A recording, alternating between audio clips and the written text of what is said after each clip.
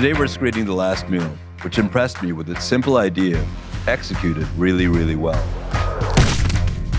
It elicits that morbid curiosity that we have for the dark fringes of society. It's hard to imagine having much of an appetite the day before your scheduled death. Stick around after and we'll talk to the filmmakers. Food porn and true crime, so if you can combine them, you'll definitely draw people in. Directed by Marcus McKenzie and Daniel Principe, here is The Last Meal.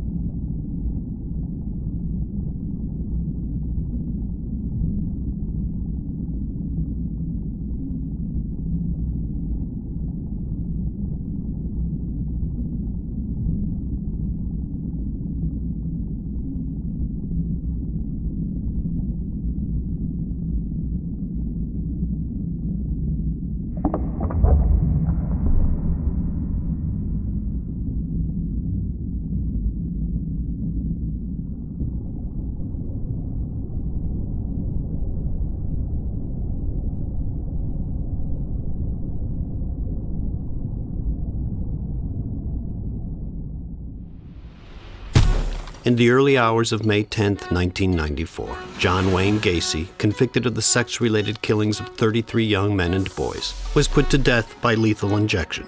The previous day, he had been allowed to entertain friends and family in a private picnic on prison grounds. For his last meal, he requested a dozen deep-fried shrimp, a bucket of Kentucky Fried Chicken, French fries, a pound of strawberries, and a bottle of Diet Coke. Gacy showed no remorse for his crimes. He wrote in his final statement that killing him would not compensate for the loss of others.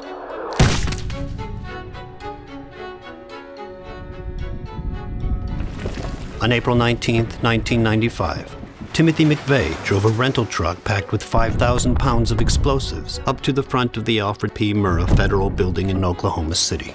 A fuse was lit, and at 9:02 a violent explosion decimated the building. It was the deadliest act of domestic terrorism the United States had ever seen. McVeigh chose the 2-year anniversary of the Waco siege to stage his rebellion against what he saw as the federal government's misuse of power. The thing that hits me the hardest about that is the CS gas. Just knowing what it does and knowing that as some adults can barely breathe because of it. When I saw it introduced into a building full of kids like that, the emotions it brings up make me speechless. Sentenced to death, McVeigh's last meal request was clinically simple: 2 pints of mint chocolate chip ice cream.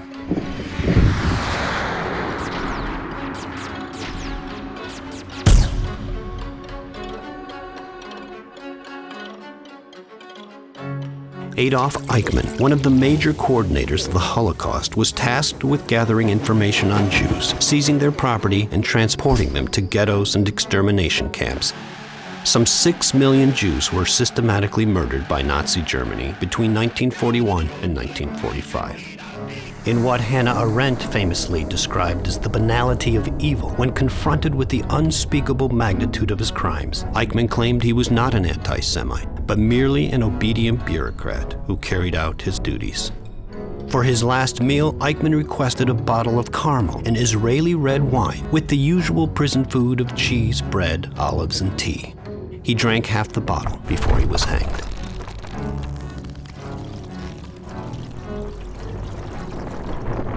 On January 24, 1989, Theodore Robert Bundy was strapped into a wooden chair before 2,000 volts of electricity were sent racing through his body.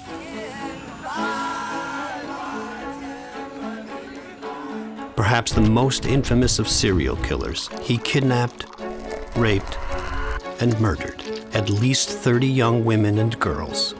Bundy declined a special last meal. He was served the same meal as the other prisoners that day: steak, eggs, hash browns, toast, coffee, juice, butter, and jelly.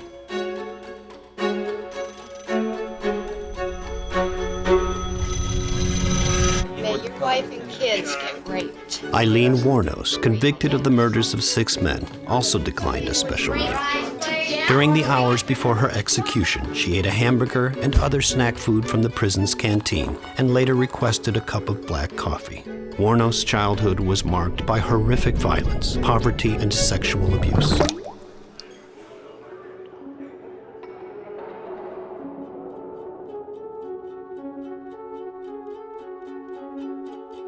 David Castillo, executed in 1998 for stabbing a liquor store clerk, requested a Mexican feast for his final meal.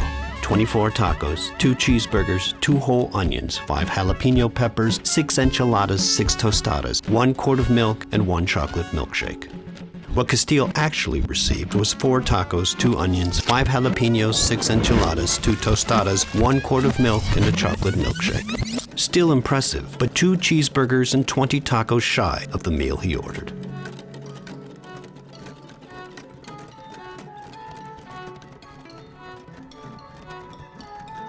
Last meal requests are reported by the media exactly as the state receives them, leading many to assume the prisoner is served what they have ordered. This isn't always the case. In 1990, when James Edward Smith requested a lump of dirt as his last meal, he was instead given yogurt, as dirt was not on the prison's approved food list.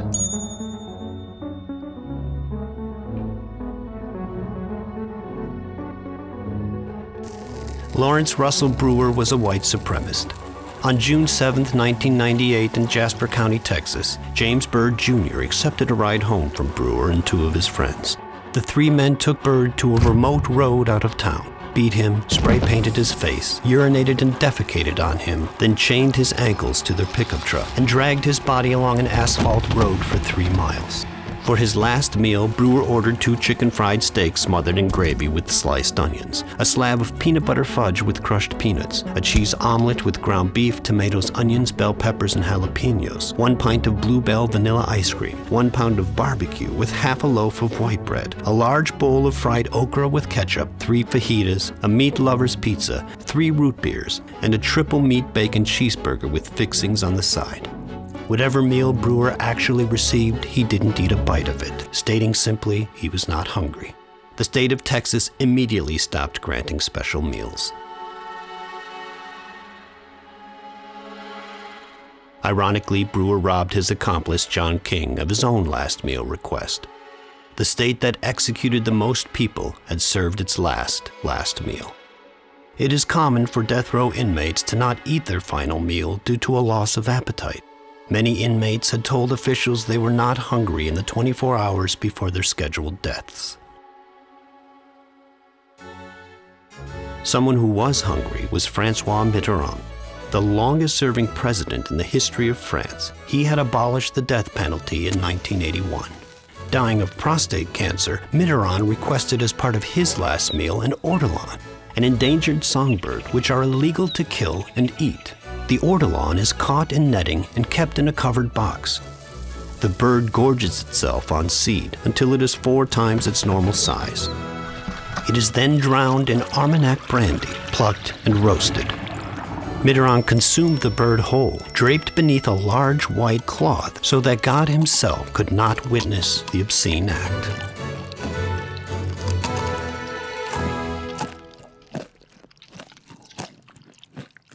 Ray Rector shot police officer Robert Martin before turning the gun on himself. Rector's suicide attempt failed, rendering him effectively lobotomized. Despite this, he was found guilty of murder and sentenced to death. Bill Clinton, in the middle of a 1992 presidential campaign mired in controversy over his alleged affair with Jennifer Flowers, was fighting for his political life. He flew back to his home state to personally oversee Rector's execution. According to opinion polls, the Flowers sex scandal had cost the governor 12 points. She's a legend and is described in some detail in a supermarket tabloid, which she calls a 12-year affair with you. That allegation is false. For his last meal, Rector requested steak, fried chicken, cherry Kool-Aid, and pecan pie. Barely cognitive and unable to comprehend his impending death, Rector did not touch the pecan pie, saving it for later.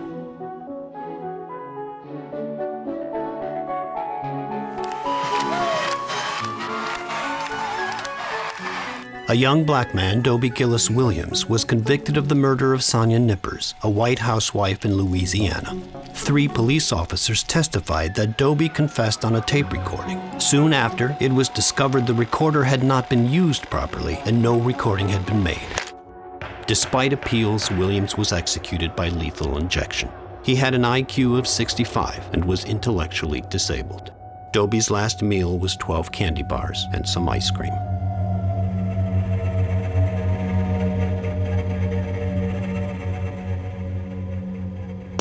When Gary Gilmore was executed by firing squad in 1977, he became the first person in nearly 10 years to be executed in the United States following the reinstatement of the death penalty.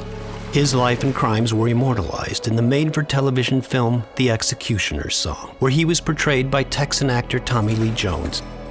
Gilmore was served a last meal of steak, potatoes, milk, and coffee. An uncle smuggled 3 miniature bottles of whiskey into the prison before the execution. Gilmore finished all 3. When he was asked if he had any last words, Gilmore replied simply, "Let's do it." Those words would go on to serve as the inspiration for advertiser Dan Wyden's iconic Nike slogan.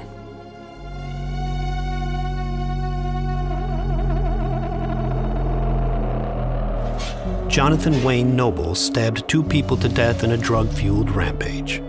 While incarcerated, Nobles got sober, converted to Catholicism, and expressed love for the survivors of his victims and sorrow for his actions. Ron Ross, who survived being stabbed 19 times, watched through glass a few feet away. Nobles told Ron, "I took so much from you. There is nothing I can do to give it back to you. I love you deeply." He started singing suddenly at the end of that statement, and no one else knew why. But the night before, John's mother, who he hadn't spoken to in years, we finally tracked her down and they spoke on the telephone. And his mother said, "John, I used to love the way that you sang Silent Night when you were a little boy." So Jonathan Nobles, when he died, was singing Silent Night for his mother. And when he got to the line, "Mother and child," I swear to God, suddenly all of the air blew out of his lungs. It was like one of the loudest sounds I've heard. It was like, "Huh!"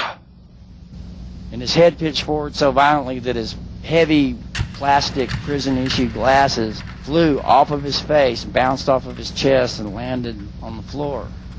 What I saw didn't look painless, and it didn't look humane. It looked like violence, and it looked like murder.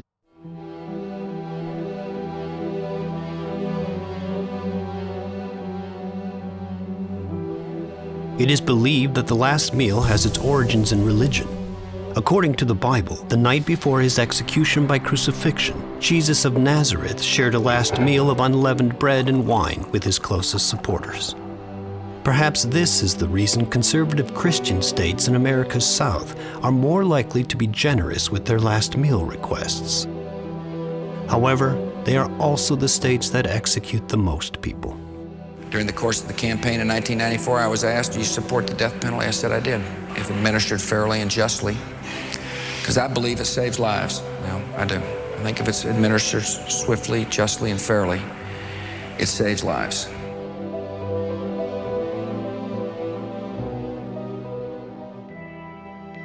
Joe Arity was convicted of the rape and murder of a young girl. He had what 3 separate state psychiatrists described as the mind of a 6-year-old child. Following a short trial, he was found guilty and sentenced to death in the gas chamber. His last meal was a bowl of ice cream. Warden Roy Best would go on to say he probably didn't even know he was about to die. All he did was happily sit and play with the toy train I had given him. In 2011, Joe Arity was given an unconditional pardon, 72 years after his execution.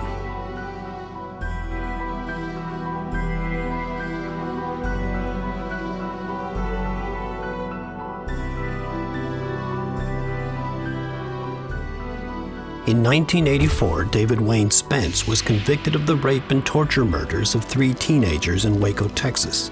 The investigation rested largely on statements from convicted felons and a forensic dentist who, after looking at crime scene photographs, linked Spence to bite marks he identified on the bodies. Although the DNA evidence did not match Spence, he was executed on April 3, 1997.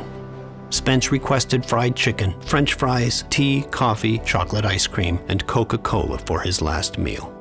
In 1986, Spence's mother approached police with a letter she had received from an inmate confessing he had lied at her son's trial.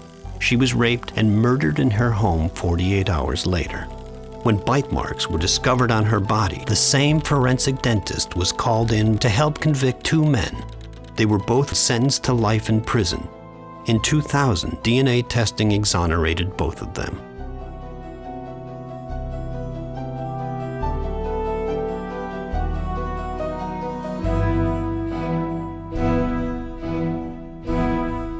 Barry Lee Fairchild was charged with the kidnap, rape, and murder of a woman in Pulaski County, Arkansas. He maintained his innocence and claimed he had been beaten into a false confession. Despite having the blood type A, while the semen found inside the murdered woman showed her assailant had blood type O, Fairchild was sentenced to death and executed by lethal injection.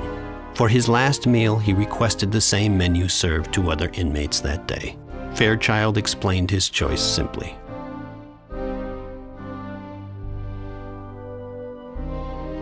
In 1994, Supreme Court Justice Antonin Scalia argued that executing a factually innocent but duly convicted defendant was not unconstitutional. As the perfect example of someone who deserved to die, Scalia pointed to Henry Lee McCollum, who was on death row for the rape and murder of an 11-year-old girl.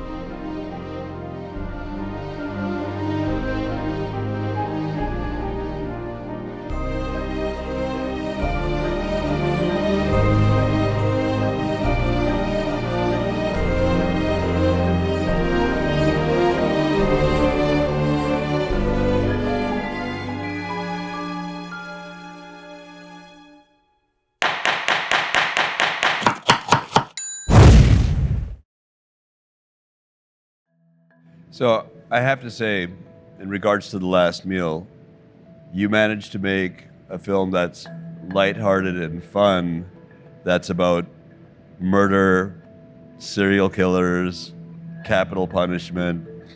You know, was that your intention going into it? Yeah, that was definitely our intention. I think with our filmmaking, we feel like audience is going to respond better if they're entertained, if they're engaged with the content, especially this kind of content. We didn't just want to preach to the converted, I suppose, so to speak. We really wanted to try to reach a broader audience. We try not to sort of take things for granted. And, you know, we've worked on a lot of material and obviously watched a lot of films and been in the cinema where that particular audience is watching a film that they already agree with, that they're already on board with. And of course, they respond really positively to the messaging of the picture. But then outside of that bubble, you know, people just don't engage with the content, you know. Yeah. And I think that we really wanted to make sure we had a lot of humor and a lot of, you know, the film didn't preach, I guess, that you felt like you were being drawn into the picture and being drawn into the content. Gacy showed no remorse for his crimes. He wrote in his final statement that killing him would not compensate for the loss of others. Have people criticized it for that reason, that you're making light of a very serious subject? I don't know if that's probably been a criticism. I think one thing is that it's not what some people think of as a documentary. They think of a documentary as talking heads, you interview, there's a personal story. You as filmmakers have a personal connection to the story. And that's probably not the way that we make films. And that's not to say that those stories aren't valuable or important. Of course they are, and, you know, but we just do things a little bit differently. So there's probably been people that have felt like, you know, it's more of a, I guess that's, I suppose, style over substance maybe. Obviously we don't feel that way. I don't think the humor, I think people have enjoyed it. I don't think anyone's, really, I don't know if we've got criticism for that. Yeah. So you do a great job of laying out the facts, but you don't editorialize too heavily in the film. What was the message you're trying to get across, if any? The idea is we don't want to preach to converted. So we absolutely have an opinion and an idea on the death penalty, but we didn't want to approach it from emotion. We wanted to approach it from a basis in evidence and fact, which can be hard in the current times to look at something in an unbiased manner and try and decipher, okay, well, people are saying that it's a deterrent. Let's look at the evidence. Is it a deterrent? Or is that just rhetoric being espoused by politicians? And what ended up happening is there is a lot of evidence against capital punishment. So naturally, the story that unfolds in our film. Joe Arity was convicted of the rape and murder of a young girl. He had what 3 separate state psychiatrists described as the mind of a 6-year-old child. Following a short trial, he was found guilty and sentenced to death in the gas chamber. His last meal was a bowl of ice cream. Warden Roy Best would go on to say he probably didn't even know he was about to die. All he did was happily sit and play with the toy train I had given him. In 2011, Joe Arity was given an unconditional pardon, 72 years after his execution.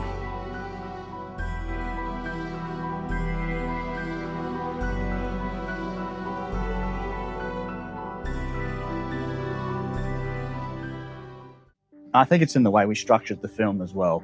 We really wanted to start with serial killers, people that you know, people that are sensationalized in the media, and that we engage with, that we, where there's a perverse pleasure in, those cases. And we wanted to really open up with that and then slowly start to shift the narrative. So you have your opinions, you were trying to take emotion out of it, but what are you hoping the audience takes away in terms of the conclusion or statement that you're making in regards to capital punishment? I think really it's just probably to start a conversation. It's pretty hard to change people's minds, especially when you are sort of like preaching to them. I think, from the conversations we've had with the audience who have seen it, immediately there's things raised in there that they ask us about, and we get on into a dialogue about. It's not in the film, but the economics of the death penalty. And there's a lot of assumption that it actually costs more to keep someone in prison than to execute them, which isn't actually the case. It costs millions of dollars to execute a prisoner. And so it's just starting those conversations and opening people's eyes to something that they're probably not thinking about on a daily basis. And was the idea also that you would be catering to a larger audience with the film, or to an American audience by having Hugh Ross narrate? I think it also goes back to the not preaching to the converted. So we didn't necessarily want to show our cards that we were Australian by having someone outside of the US commenting on the US. I think that could turn a lot of people off if they well, what do you know about our country? You're not from here. Is it a trick? Maybe, but it allows us to have that conversation. Last meal requests are reported by the media exactly as the state receives them, leading many to assume the prisoner is served what they have ordered. This isn't always the case. In 1990, when James Edward Smith requested a lump of dirt as his last meal, he was instead given yogurt, as dirt was not on the prison's approved food list. What was it like, directing food in this film? And also, I think, the styling by Brendan and Natalie Homan, it was incredibly well done, really sharp. It was definitely different than making a commercial. Firstly, we obviously had creative control, so that was nice. We actually planned everything to within an inch of its life, to be honest with you, because on a commercial with this sort of level of food preparation, you might shoot a couple of days and probably do like 10 shots or whatever it is. Whereas for this film, we're doing like 40 shots a day. So we had a lot to get through. So we had really detailed storyboards. Everything was really planned. We did some testing in our office beforehand. It was just a very precise shoot. But when I say precise though, I don't mean that we had sort of like an enormous amount of resources. Really like 6 or 7 people made this movie, including from a sound perspective, like post-production. We had an incredibly small crew. There's positives and negatives to that. We kept everything like pretty simple. We knew exactly what we were going to do. We knew exactly what shots we were going to do, what order, and it was like clockwork, I guess. I think as well with Natalie and Brendan, they have a back. They were professional chefs originally, and now they've become food stylists and photographers. So it was just great to be able to not have to worry that, well, does this burger look any good? The actual problems came with they would make food look too good. So when we came to shooting the reality of death row meals and certain scenes, it came to the non-food stylist. Maybe we'll style this one just to give it a little kick. To make it look not as appetizing.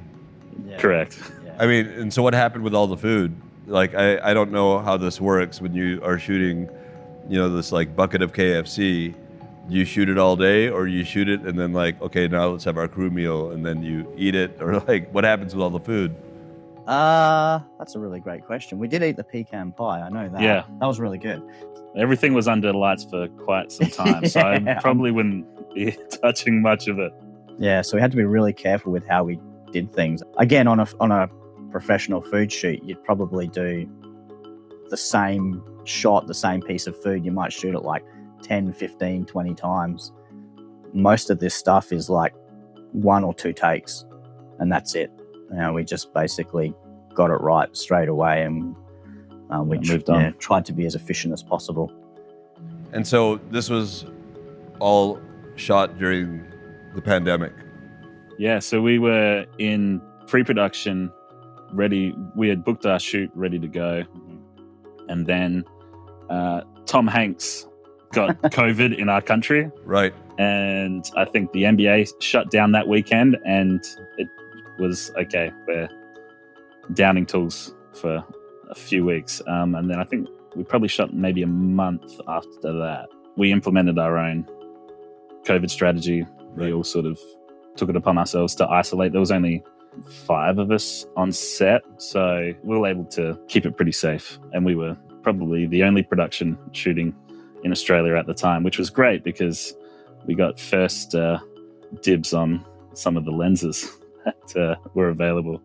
So, of all the ideas you were throwing around, how did you land on this film? And what was the impetus behind it?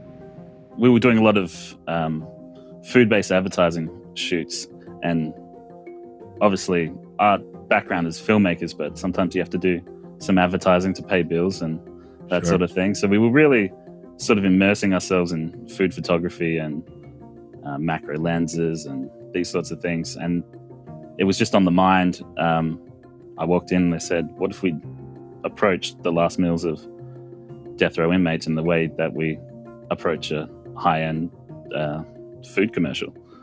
And that was the start. And then once we started researching, the film took on a completely sort of different path as we realized that capital punishment in America is a much greater beast than I think anyone could cover in a short film.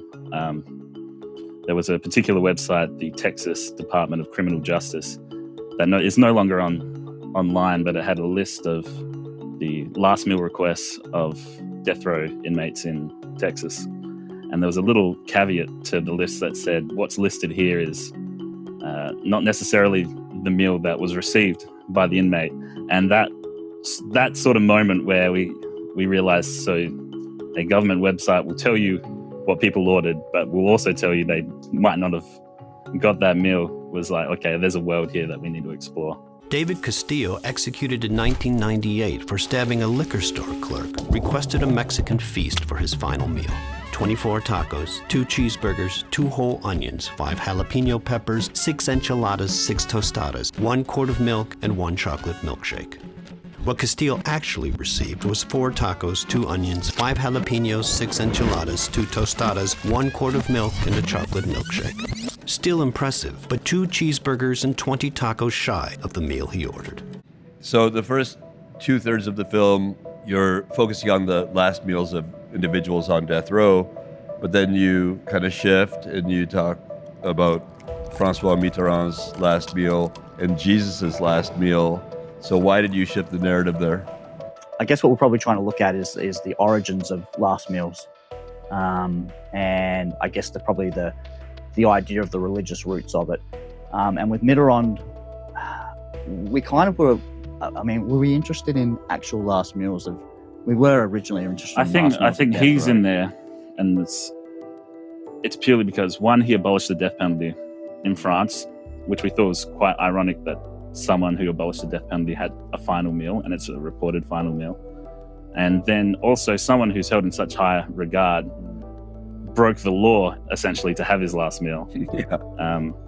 And we're looking at, potentially, by the end of the film, people who are innocent and being executed, having a last meal, and someone actually breaking the law of France to eat a bird. So the last death penalty execution in Australia was in 1967, and then capital punishment was abolished in Australia in 1985. Are there,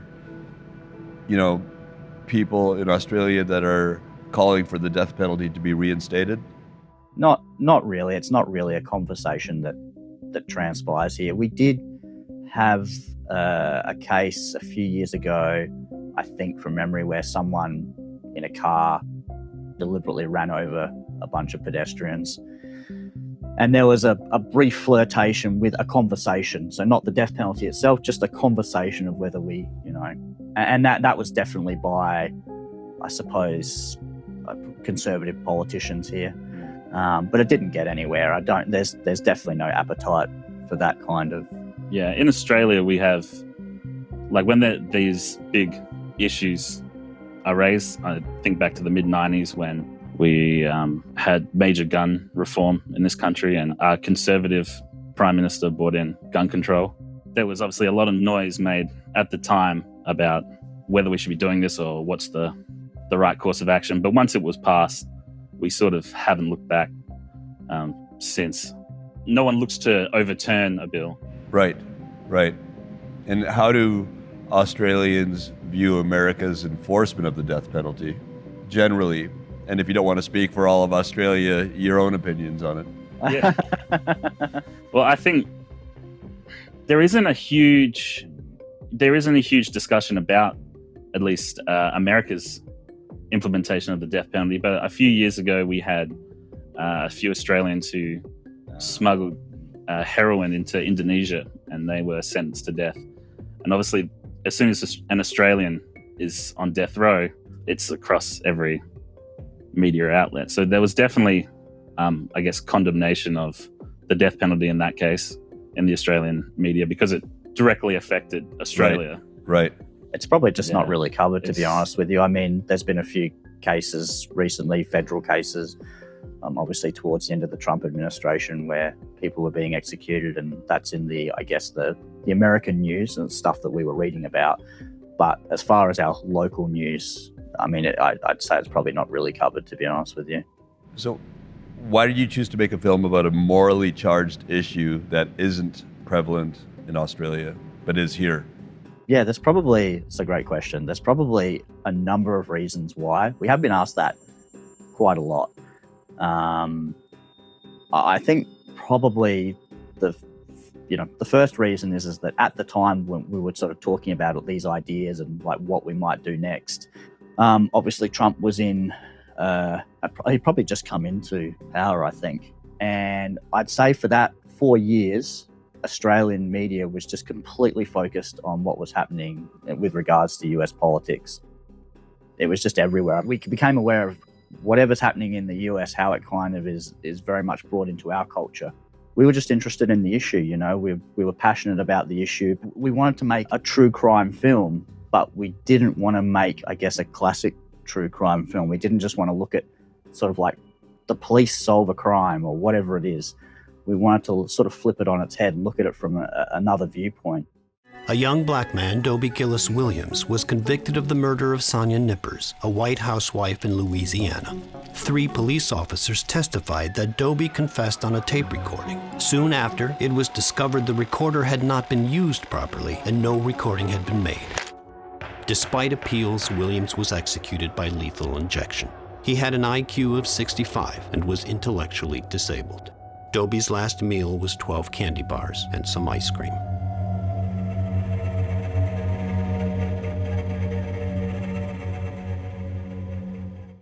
And obviously that's stuff that we've grown up with. We've grown up with American content, American shows, American films, and it's just something that really engaged us. I think Trump has a part to play in that, and the fact that you do grow up watching a majority of content here that we watch is from the States.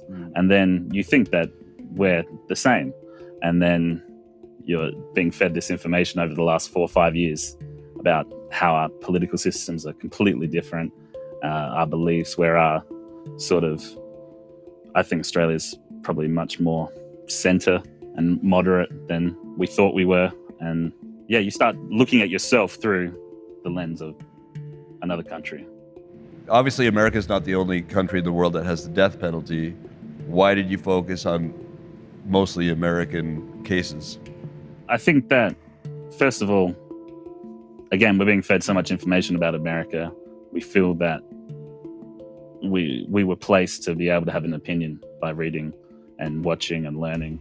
I'm sure that if we did a real deep dive, we could find a lot of information on other countries that still have capital punishment. But America, there is just a wealth of stories, and which is unfortunate, that we could draw on. And also, again, we want to appeal to a broader audience, and looking at this happening in, I guess, a Western country,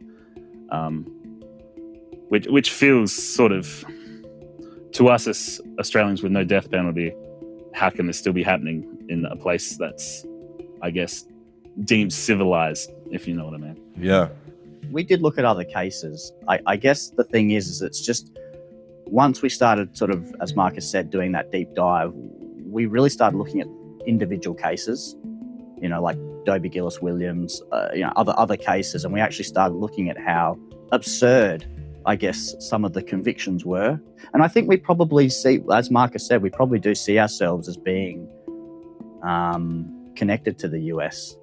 And sometimes we see what's happening there as a reflection on us as well.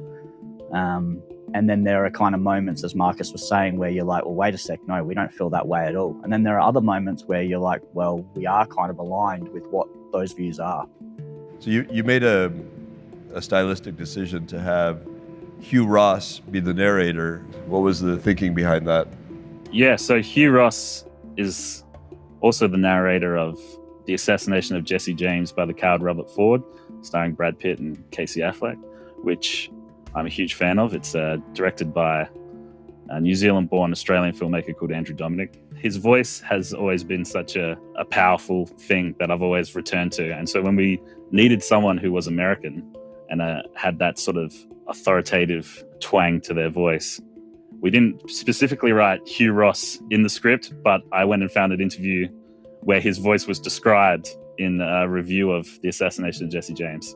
And I used that exact description of his voice in the script to be the narrator. And eventually he agreed to voice the film, which is great.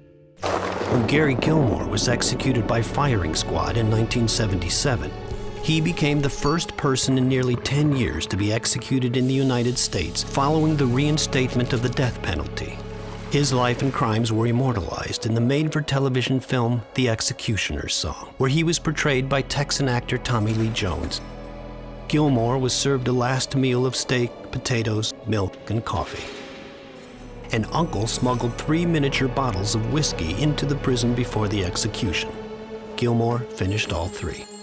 When he was asked if he had any last words, Gilmore replied simply, "Let's do it." Those words would go on to serve as the inspiration for advertiser Dan Wyden's iconic Nike slogan.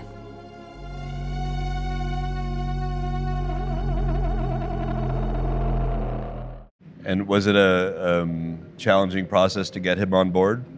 No, it actually wasn't. It was luckily, I think his political views aligned very much with our own.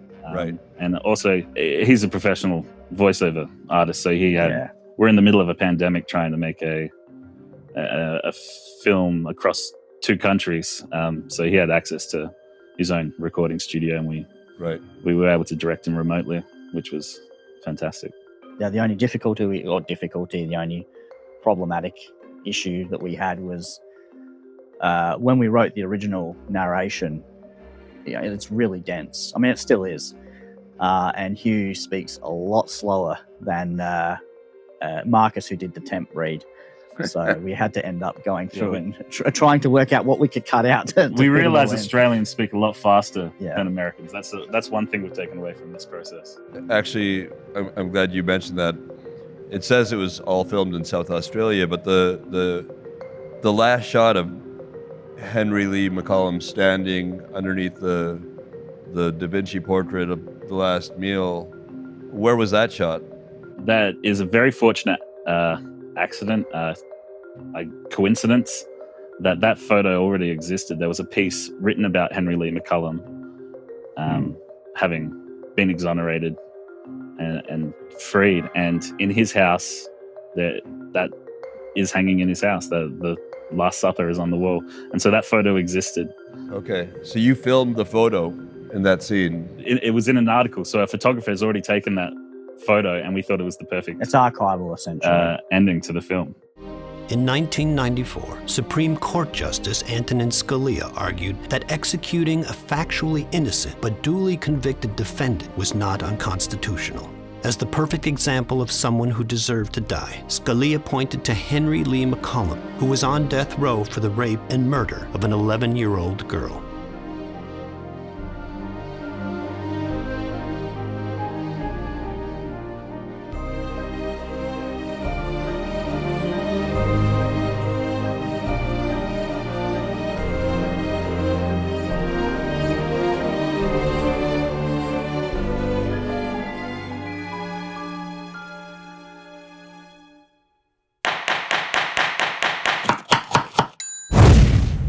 Great job on the coloring of that, because when I saw that, I felt like you had actually filmed that shot of him. Yeah. Some other people have actually brought that up and have thought that we somehow did some sort of CGI composite. Right. You know, No, it's real. just as Marcus said, we just searched around and found that picture. Yeah. And also you made the very bold decision to, having worked on commercials, applying that lens and creating eye candy while you're talking about, you know, this very, very serious subject was also something that makes the film incredibly special, I think. It was a bold decision. Well, thank you. America does have a bit of a morbid fascination with the John Wayne Gacy's and Ted Bundys, and they almost have like this mythic status in a way. So those are the stories we know. We don't hear about the death row executions in Iran, for example, or other countries. Just we know they do it, but they're like, it's very anonymous. And so I thought maybe that was a contributing factor. Well, it definitely was, because there's access to the information. Yeah, there's access to the information. You know, we can actually research it. You're absolutely correct. Yeah. You know, we could read the cases. In Iran, it's obviously a lot harder to read the cases. And in the press conference, yeah, there is a press conference, first of all, that you're going to execute somebody. And they hold a press conference afterwards. They say, we've just executed them. And beforehand as well, in the press conference will tell everyone what they ordered for their last meal. They've had it. They're now waiting.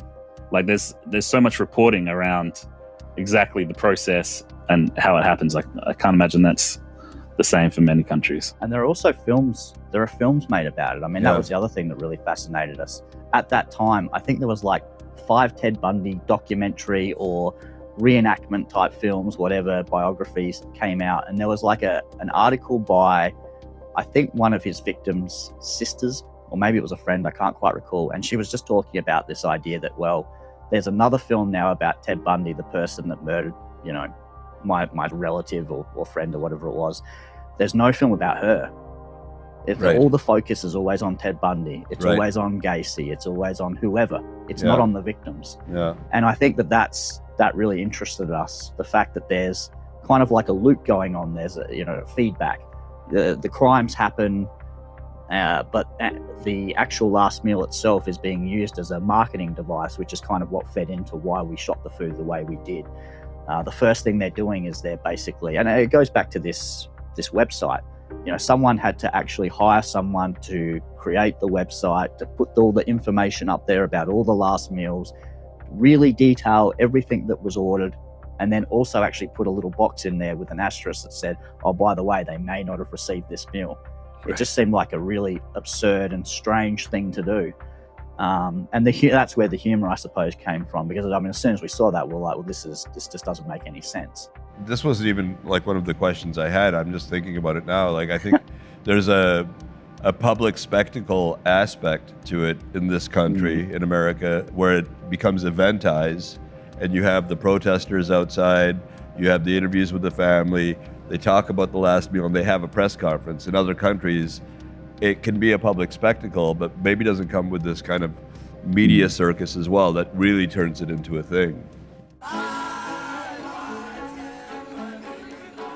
Perhaps the most infamous of serial killers, he kidnapped, raped, and murdered at least 30 young women and girls.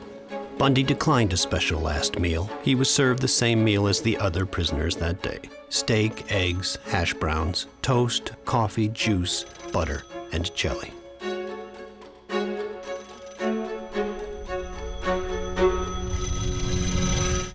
There's this whole industry almost built around the executions, and it's documented.